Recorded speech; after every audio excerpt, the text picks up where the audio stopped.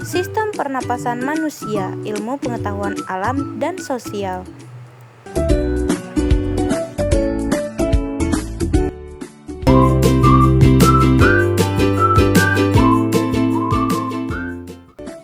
Di sini ada tujuan pembelajaran, yaitu yang pertama, menyebutkan organ-organ yang terlibat dalam sistem pernapasan manusia dengan benar, kemudian menjelaskan fungsi masing-masing organ pernapasan manusia secara sederhana, dan yang terakhir, memahami cara kerja sistem pernapasan manusia, baik saat menarik napas atau inhalasi, maupun menghembuskan napas atau ekshalasi. Materi yang akan dibahas diantaranya pengertian bernapas, organ penyusun sistem pernapasan manusia, cara kerja sistem pernapasan, dan proses pernapasan. Apa itu bernapas? Bernapas adalah proses menghirup udara yang mengandung oksigen atau O2 ke dalam tubuh dan mengeluarkan karbon dioksida atau CO2 sebagai zat sisa metabolisme. Secara sederhana, bernafas adalah cara tubuh mendapatkan oksigen yang dibutuhkan sel-sel untuk menghasilkan energi agar tubuh dapat berfungsi dan tetap hidup. Dalam proses pernapasan, tubuh manusia melakukan pertukaran gas secara terus-menerus. Secara sederhana, proses tersebut dapat digambarkan sebagai berikut. Yang pertama, O2 masuk, kemudian energi dihasilkan, dan lalu kemudian CO2 akan keluar dari tubuh.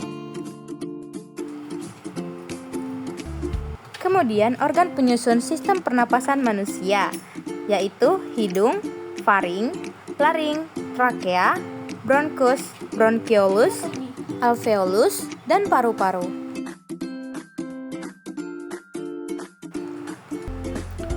Yang pertama, hidung. Saat bernapas pertama kali, udara akan masuk ke rongga hidung.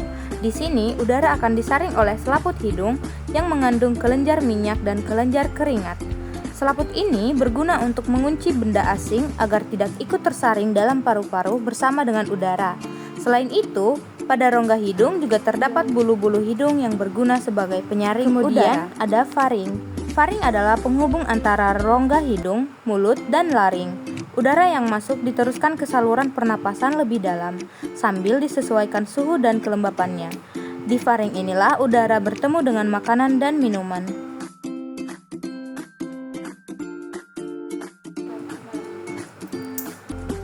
Selanjutnya ada laring. Laring sering disebut sebagai kotak suara. Organ ini membawa udara dari faring ke trakea, melindungi saluran napas dari benda asing dengan epiglotis, dan menghasilkan suara saat kita berbicara. Selanjutnya ada trakea. Trakea merupakan saluran utama dari laring ke bronkus.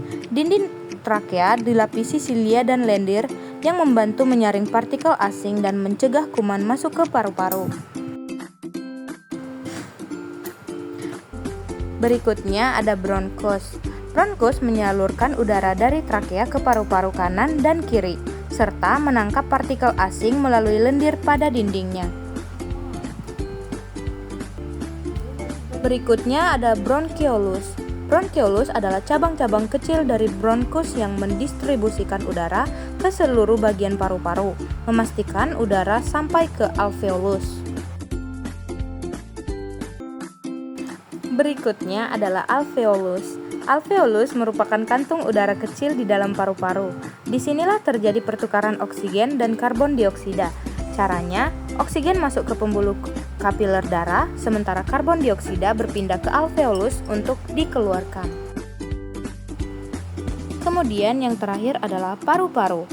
Paru-paru adalah organ utama tempat pertukaran gas. Di sini oksigen diambil dari udara yang dihirup dan karbon dioksida dilepaskan dari darah untuk dikeluarkan dari tubuh. Selanjutnya, cara kerja sistem pernapasan manusia. Yang pertama, proses masuknya udara. Udara dari luar masuk melalui hidung. Pada bagian hidung, udara disaring, dihangatkan, dan dilembabkan oleh selaput lendir serta rambut halus. Kemudian yang kedua, udara menuju saluran pernapasan. Setelah melewati hidung, udara bergerak melalui faring dan laring.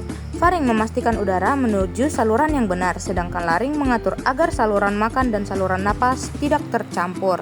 Lalu yang ketiga, udara dibawa ke saluran napas bawah. Dari laring, udara dilanjutkan ke trakea. Trakea adalah tabung yang akan membawa udara menuju bronkus.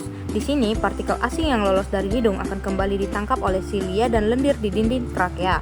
Kemudian yang keempat, penyebaran udara ke paru-paru. Setelah melewati trakea, udara dilalirkan ke bronkus yang bercabang ke paru-paru kanan dan kiri. Udara selanjutnya melewati bronkiolus, yaitu cabang-cabang kecil di dalam paru-paru, hingga akhirnya mencapai alveolus. Yang kelima, pertukaran gas di alveolus. Di alveolus terjadi pertukaran gas, yaitu oksigen masuk ke dalam kapiler darah, sementara karbon dioksida dari darah masuk ke alveolus untuk dikeluarkan saat kita menghembuskan napas. Kemudian, proses pernapasan. Bernapas meliputi dua proses, yaitu menarik napas atau inspirasi dan mengeluarkan napas atau ekspirasi.